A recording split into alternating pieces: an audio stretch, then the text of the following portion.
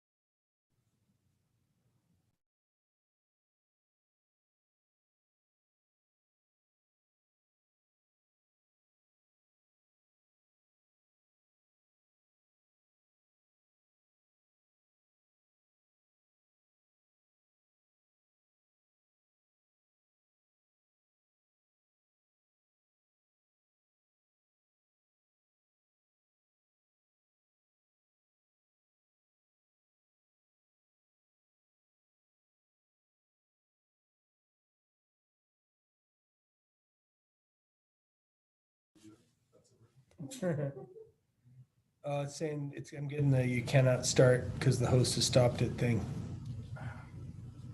You know that? Yeah. Okay. Yeah, it does something.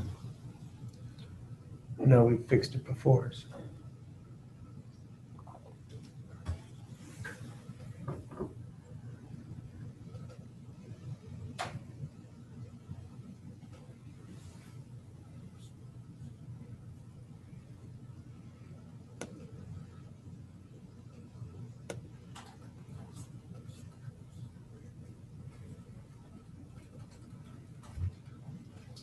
Okay. Try it again. Yeah, click on that, should be able to sign in. Yep. Looks like we're up. Hello, guys. This is Brandon Mull. I am happy to be here with you this afternoon. I prefer doing these school visits in person. I've done thousands of them in person over the last 15 years. And in the season of COVID, it makes sense to do it this way. One of the nice things about doing it this way is I can hit multiple schools at the same time, or even schools in different states.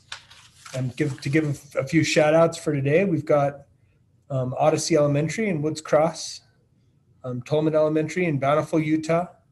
We've got the Dallas Middle School in Dallas, Oregon, or Dales, Oregon. Queen Creek Elementary in Queen Creek, Arizona. We've got Discovery Elementary in Idaho Falls, Idaho, and Thrive Academy in Menon, Idaho as well. Guys, hello. That's a sampling of the people we're talking to today. I am Brandon Mull, and I'm happy to be here with you. When we get to the end of this presentation, I'll take a few questions. You can put those in the messages as we get toward the end. But so that we can get to know each other a little bit, here are a few questions that I sometimes get asked. One of those questions is, what were you like as a kid? Well, here's some photos. That is me about to get eaten by a giraffe. That is me trying to feed my little brother. Me in those awesome pajamas. That is Halloween. That is not Halloween. And that's me in my grandpa's World War II uniform. Everybody's got embarrassing moments. I'll tell you about one. So this embarrassing moment happened when I was in school. I was late for my bus.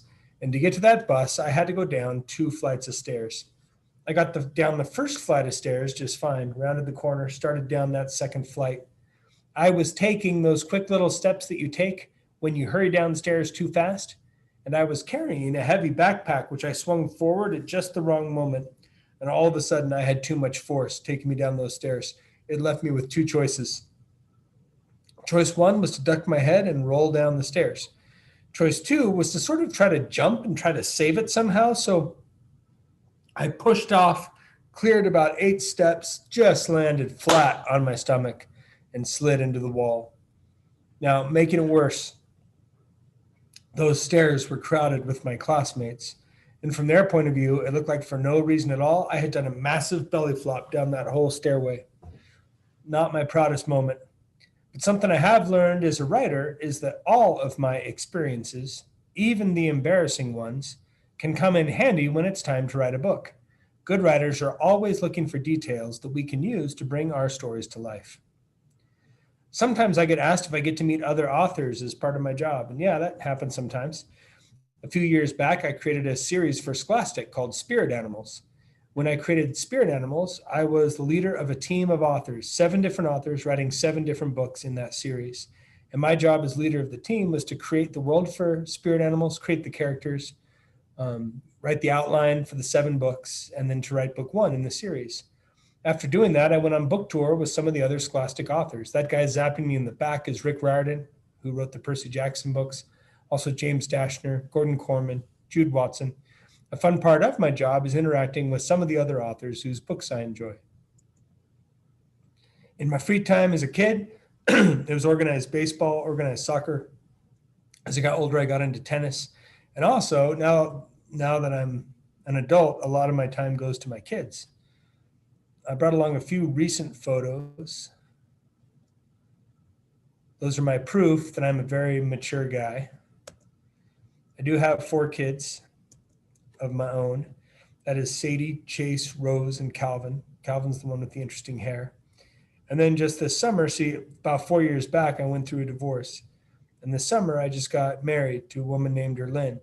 And she brought with her 7 new kids into the family. So now I've got my 4 kids plus 11 stepkids, and it's a big, crazy household. And I'm grateful for each one of them. I'm having a lot of fun with it. But we've been a family now, like this big group, for less than a year. That is the family dog. That dog is called Buffy the Vampire Slayer. This is Buffy running with my daughter. And this is Buffy eating my son. I've written a bunch of different books. I will walk you through some of the books and series I have written. My first published series was Fablehaven.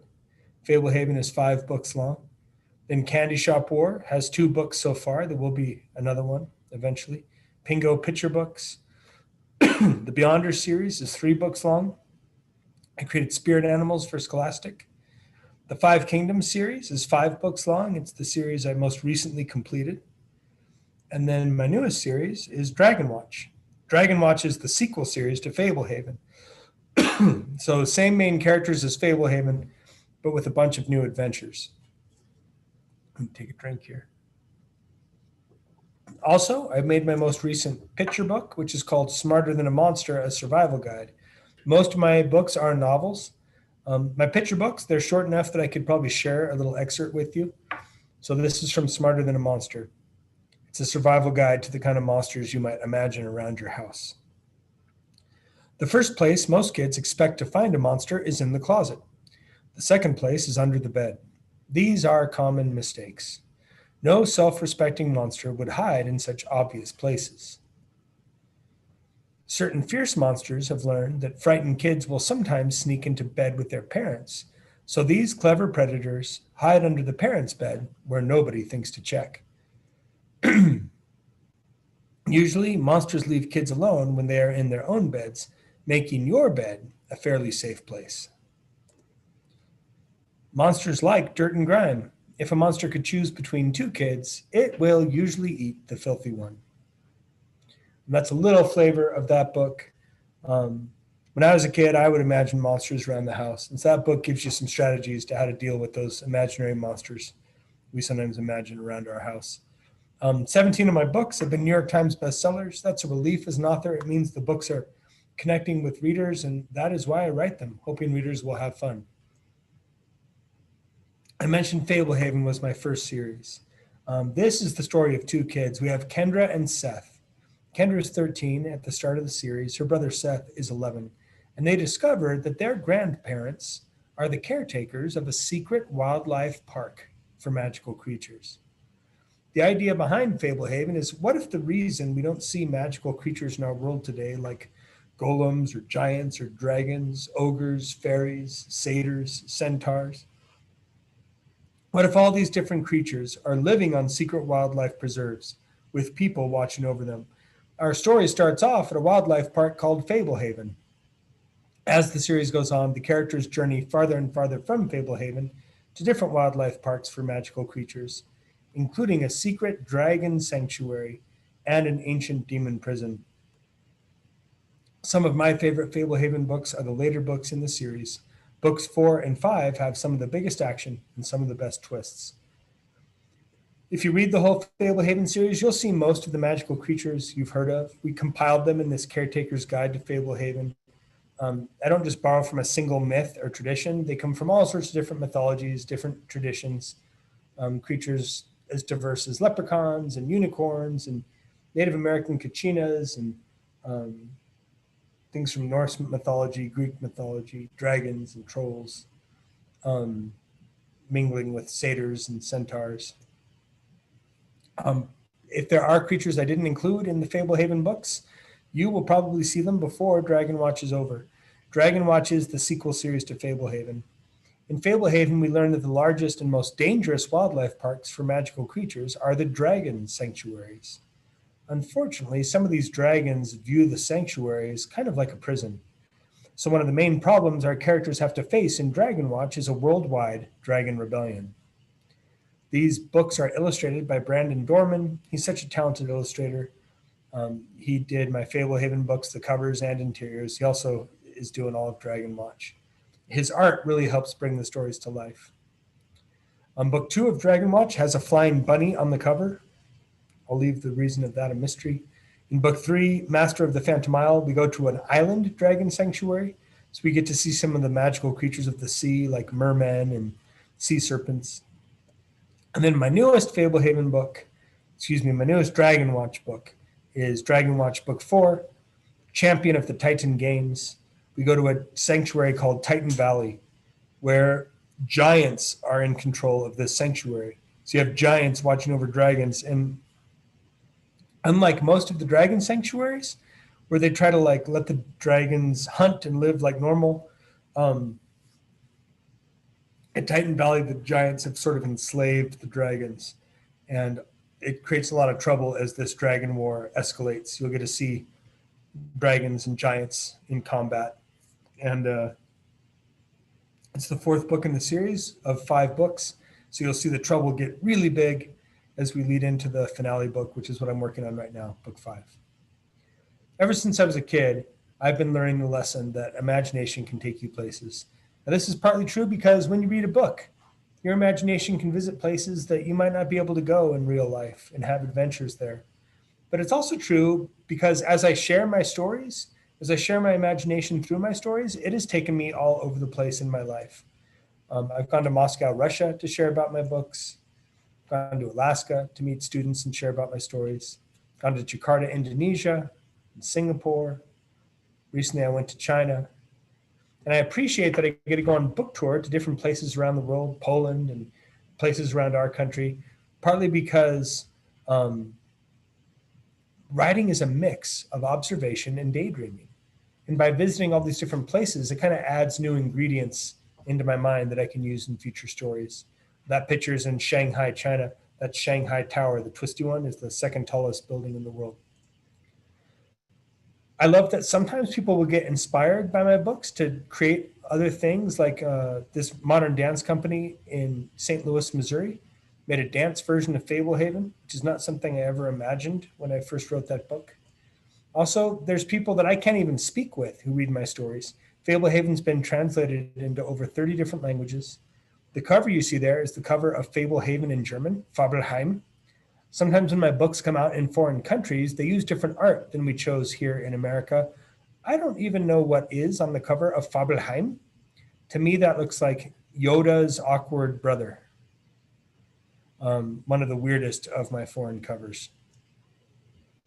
Guys, let's talk about 2 things we can do to keep our imagination strong. I make a living off my imagination, so this is important to me. First, let's look at where we get our entertainment. How many of you guys sometimes watch TV for fun? And if you're like me, that happens sometimes. How about movies for fun sometimes? And we probably went to movies a little more before COVID hit, right? And hopefully we'll be back to movies again before too long. Video games, anyone play video games for fun? I mean, in my house, it's Zelda and Minecraft, stuff like that. Sporting events for fun, that can be entertaining, right? And how about reading for fun? We have some readers here too. If I think all these things can be entertaining, but I do think that reading a book is good for my imagination in a way that's different than TV and movies. Let me give you reasons for that. One is that, when I watch a movie, it happens on a screen. It kind of happens at a distance. But when I read a book, the story's coming to life inside my own mind. And it kind of makes me feel like I'm inside the story because the story is happening inside of me. I kind of think what the characters think and feel what they feel. It feels like I'm right there with them. Also, when I watch a movie, someone else is going to show me what everything looks like. Versus when I read a book, I'm creating that story for myself in my own mind. The process of picturing the story for myself makes my imagination work hard and get strong. Also, it leaves me free to picture the story exactly how I choose to see it, which is not something I can really do when I'm watching a TV show. Here, let's look at an example of picturing the story for ourselves when we read. This is a moment in the book Fablehaven, where a character named Seth meets a witch. As I read the description of this witch, picture what this lady might look like based on these words, okay? Here we go. Beside the stump, dressed in crude rags, sat a wiry old woman gnawing at a knot in a bristly rope. Shriveled with age, she clutched the rope in bony hands with knobby knuckles. Her long, white hair was matted and had a sickly yellowish tint. One of her filmy eyes was terribly bloodshot. Her pale arms, bare almost to the shoulder, were thin and wrinkled, with faint blue veins and a few purple scabs. When the woman saw Seth, she dropped the rope immediately, wiping pink saliva from the corner of her meager lips. Supporting herself against the trunk, she stood up. He noticed her long feet, the color of ivory, peppered with insect bites. Her gray toenails looked thick with fungus. Okay, so wild guess. The woman you're picturing in your mind is not a beauty queen, right? But when I read those words, don't you get some kind of picture of the witch in your imagination? The guy who drew the cover for Fablehaven, he read those words, he pictured that witch like this. That was not exactly how I pictured the witch for myself, but I thought it was a cool way to draw her. A different artist read the exact same words, but he saw the witch like this. A little more gross, a little more freaky. The artist who drew that one was my cousin. A third artist read the same words. He saw the witch like this. Once again, a different style. So here's my question. 3 different artists read the same words, but they saw that same witch 3 very different ways. Who do you suppose got it right? I visited a lot of schools and asked that same question. And sometimes people pick favorites, like, I like the first best or the second best or the third. Other times I get answers like none of them got it right or all of them got it right. My favorite answer to that question is that all of them got it right, because that describes how reading works. When you're reading, you are free to picture that story however you think it looks best. I love that when I read a good book, I can see it like a movie in my imagination. And sometimes, after reading a good book, I will go to the movie theater to watch the movie someone made of that story. At times, it's a disappointment because the story I had in my own mind was better. Has this ever happened to you before? If this has not happened to you, I would say just keep reading books and going to see movies and shows, and you will have that experience.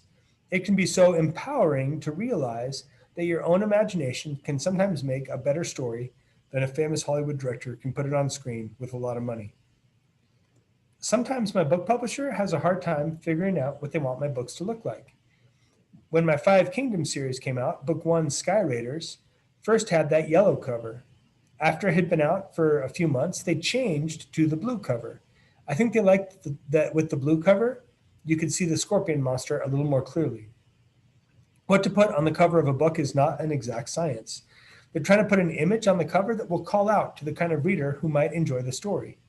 And of course, there's lots of possible right answers to what might call out to the right reader. A lot of my books have had different covers over the years. Fablehaven has been completely recovered, for example. The story hasn't changed, but the covers have changed. And it's just another example that there's not only one way to picture a story. 5 Kingdoms is a series I'm really proud of. I just finished it a couple years ago. It's a 5-book series, though we only have 4 images up there.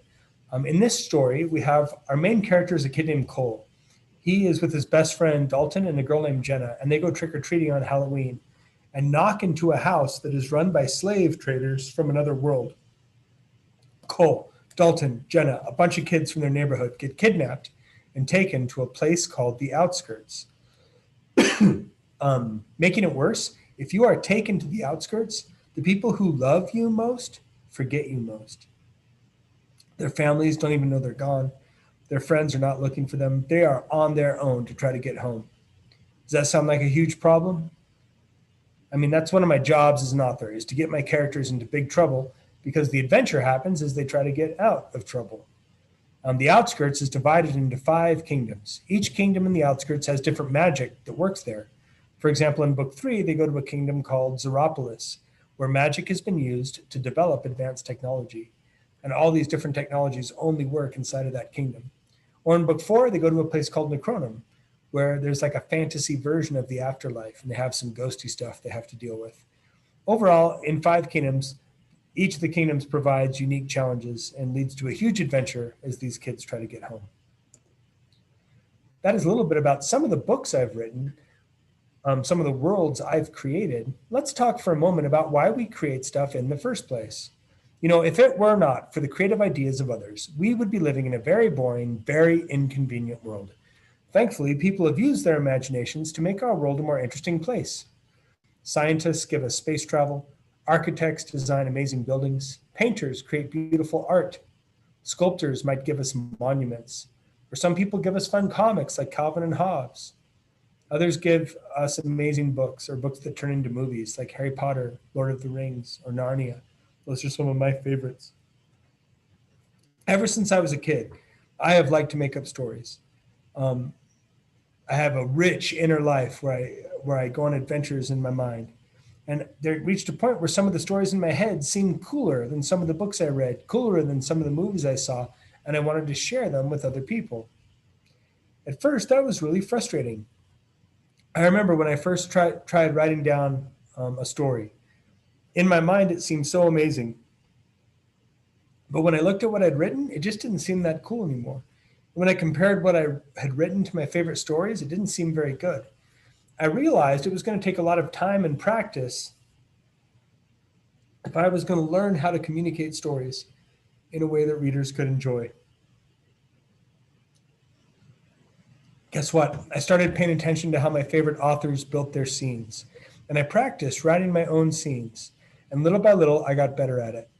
I failed to get published for my first 10 years of trying, but at around age 30, I got my first book published, which was Fablehaven Book One. After that, I was able to get many other books published, about 20 novels so far. And something that didn't seem possible as a kid became possible as I worked hard at it and got better at it.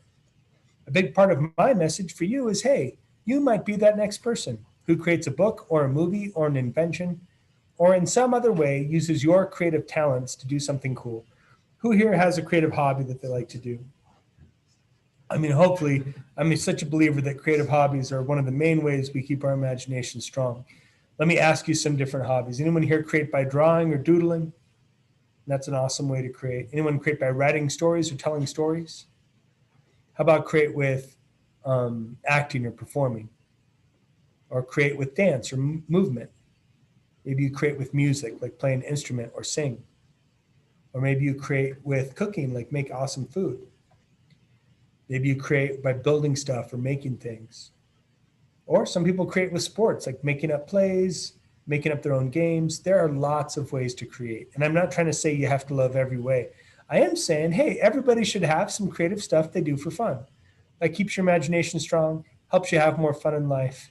And you never know, if you get really good at your creative hobby, it could become part of your job someday. That is what happened with me in writing. I'm so grateful that it did. To finish up today, let me share with you 4 secrets to becoming an author. These are 4 things anyone can do if you want to get good at writing. After this, I'll show you a video preview from one of my books, and then I'll take some questions. So you might want to think of some questions that you want to message in. I've got some people here helping me field questions. First, these 4 things. Number 1, good writers have lots of experiences, and we pay attention to our experiences. Good writers need to be good observers because that's where we get details to write about. Even with a book like Dragonwatch, where there's lots of magic and make-believe, I still get inspired by things that happen in my real life. One example is with my kids in my backyard. We made up a game called Dragon Tag. Dragon Tag was like a mix between freeze tag and capture the flag. While playing Dragon Tag one time, I decided, hey, I should have the characters in Dragonwatch play a game of tag against some of the dragons. Of course, in the book, it's more dangerous.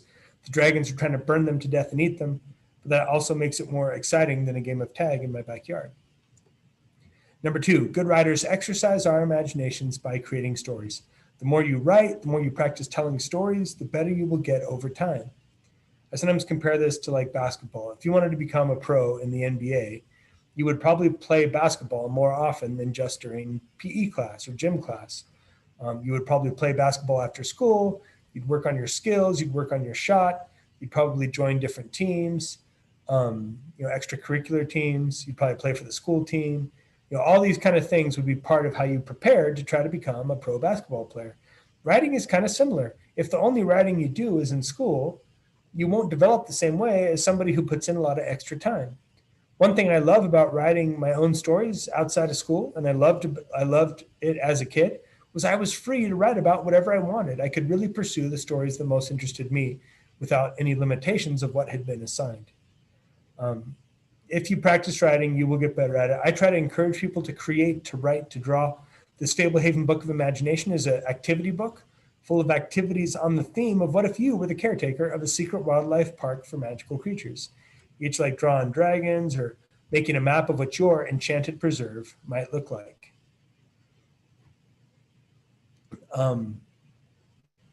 Number 3, sorry. Good writers read a lot. When you read, pay attention to how your favorite authors tell their stories, and you can learn a lot about how to tell your own stories. You know, every writer's best tricks and techniques are sitting there on the page, waiting for you to pay attention. And if you read partly in order to learn, you can learn a lot. Finally, number 4, when you write your stories down, share them with someone you trust. The reactions that you get from other people, like friends or family or whoever, can really help you improve.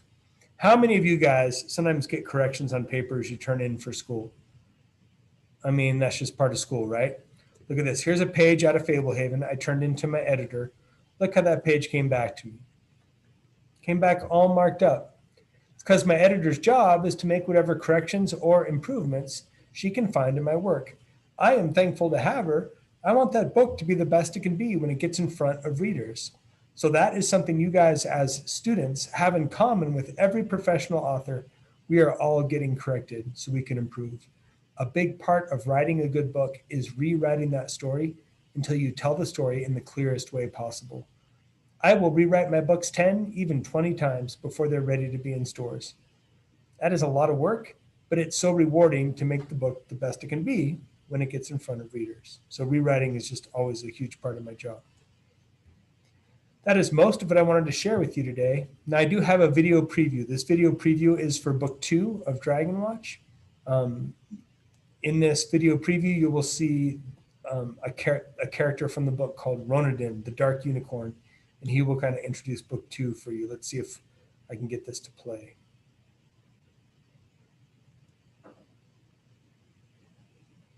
I'm not sure if I have volume on this.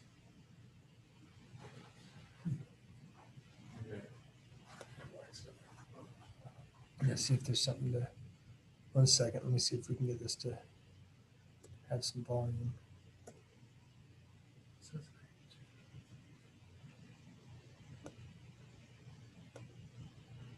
Are the speakers off or something?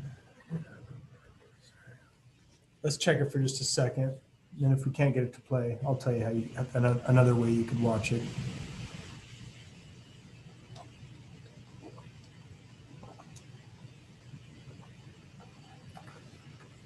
It's bizarre. Seems like it's always something, right? Unless it just shortened it or something, it should be working. So yeah, it's played really well, and it was playing on my screen.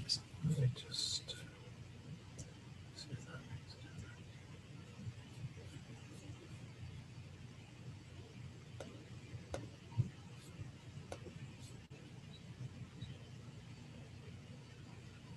Well, so here, I'll leave you with this thought.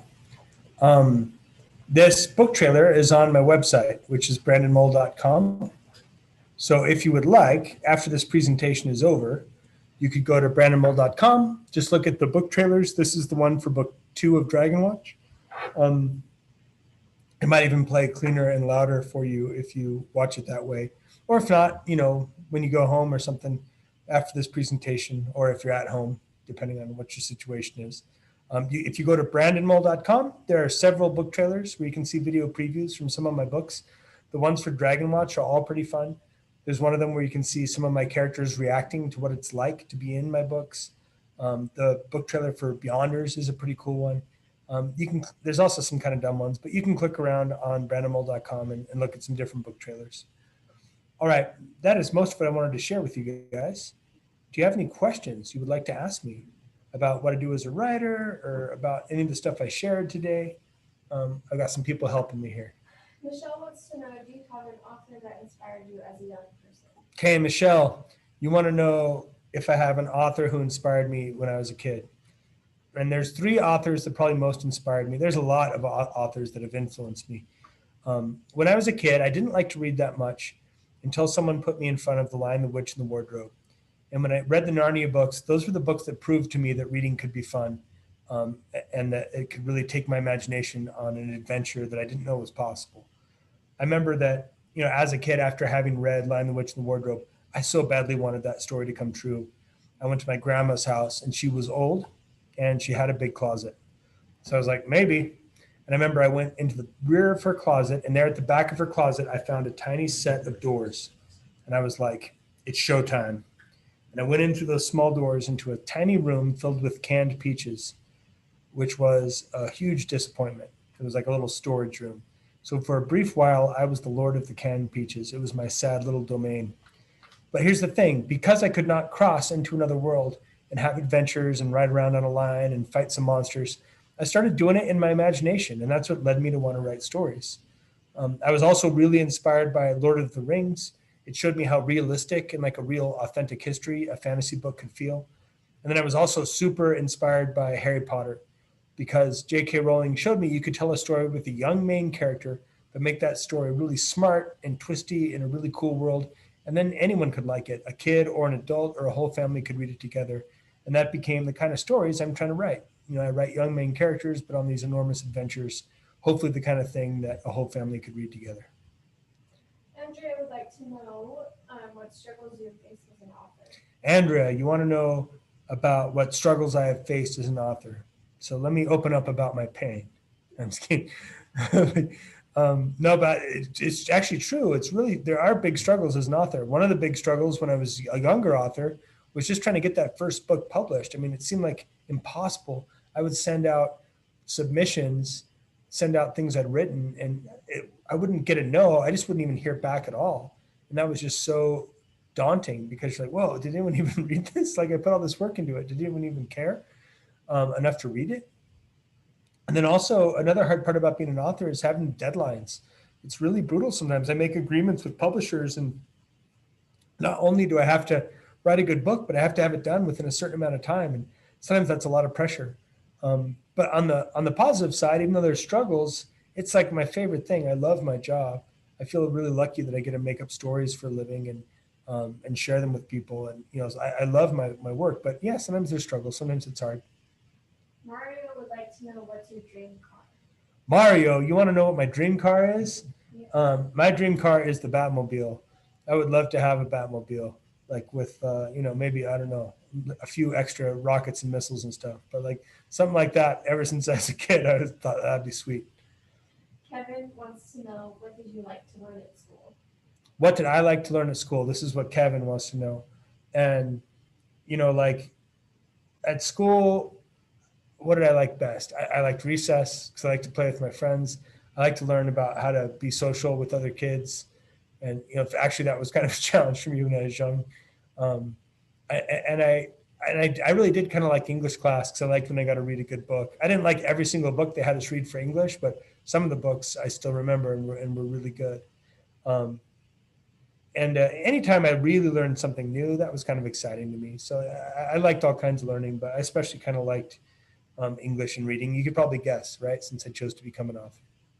Lots of questions about will there be a movie or animated series for your book? Okay, so I've been told there's lots of questions about will there be a movie or an animated series from one of my books, and that is possible.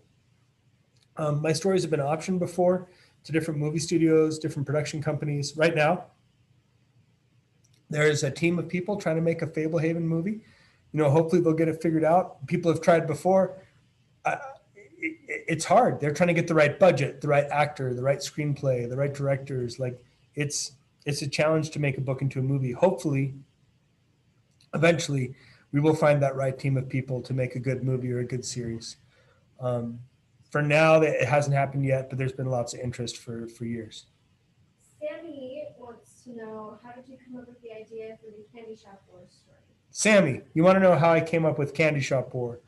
Candy Shop War was really fun to me. It's like fantasy in a normal neighborhood with normal kids. These weird magicians are giving out magical candy that can give kids powers. And the way I came up with that story was in 5th grade, I moved to Northern California, just like the main character in the book. And when I moved to Northern California, I went on adventures with my friends around town. We rode our bikes around town. We never encountered magical candy, but it was the exact kind of thing I wished I would encounter. And so I kind of took my fifth grade year, and then added magical candy and conniving magicians and turned it into a story. There's a big chunk of my readers, Candy Shop War is still their favorite. There will be a third Candy Shop War book called The Carnival Quest, probably written after I finish Dragonwatch Book 5. Michelle wants to know if you like Seth or Kendra better. Michelle wants to know if I like Seth or Kendra better. And you know, it's just such a hard choice. I just like them both. I almost have to say the same answers with my kids. I love them. I love them all the same. Just they all have different strengths and weaknesses, but I love them all the same. You know, I love that Seth is funny and recklessly curious. It makes him an interesting character to write and to follow. I love that Kendra is so conscientious and so reliable, that tries really hard to do what's right over and over. They both have things that make them fun to write. Kaden wants to know which monster from your books do you think is the scariest and most powerful? Ooh, which monster from my books is the scariest and most powerful? There's a monster in book 2 called the Revenant that is a scary one. I think when I get into the undead, you know, undead are like zombies, things that should be dead but aren't, right? And some of my undead creatures, like the Revenant, in Dragonwatch, we meet the Underking, who's probably one of the most powerful undead creature, I think, in the world. And but yeah, like my books deal with very powerful creatures. So there's a variety. I mean, the Fairy Queen is super powerful in her way, and you know, and some of the dragons, like the Dragon King, is such a powerful dragon. So I don't know, man. Like, you're getting me onto a nerdy topic where I've got lots of answers because I think way too much about magical creatures. The third graders at Newbridge School want to know which book was your most favorite to write. So third graders at Newbridge School want to know which book was my favorite to write. You know, it's so fun to write the finale books. I love writing Fablehaven 5. I love writing Beyonders Book 3. I will be writing Dragonwatch Book 5, the finale book. It's really fun to write that finale with all the final action, the big payoffs the reader's been waiting for. So those are probably my favorite to write, and hopefully they're really fun to read. You guys, you asked some great questions. Do we have time for maybe one more? Where are we at? Sure, one more. One more question. I like this one. Have you ever reread one of your own books and wanted to change it? Have I ever reread one of my own books and wanted to change it? You know, like, I'll read my books aloud to my kids sometimes, and I've reread some of my books, and there's always little things, but luckily I've never found something huge that I felt like needed to be changed. Yeah, if I reread my books, every now and then I'll see something that I could have described a little more clearly or explained a little better. It's a little frustrating to see that, but also I guess it lets me know I'm growing as a writer. You guys, you asked great questions. If you want to find out more about me or my books, you can find out some at brandonmull.com. You can visit me at Writer Brandon at Instagram.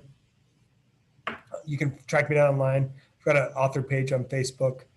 But the best way to learn about my books is to try one of them, read one of them. If you like the sound of any of these books, start with book 1 of Fablehaven, or book 1 of Dragonwatch, or try book 1 of Candy Shop War, or book 1 of 5 Kingdoms, and see if it takes you on a good ride. If it does, keep rolling. I'm trying really hard to write the kind of books that people would read on purpose. I hope they work for you. If my books don't work for you, keep trying other authors, because I think the key is just finding that right book that really connects, and that'll help you see how great reading can be. If you remember nothing else from this presentation, remember, reading good books and creating cool stuff will help your imagination stay powerful, become even more powerful. And that is my message. I hope you guys have a good rest of your day. And this is Brandon Mull signing off. Thanks for your time.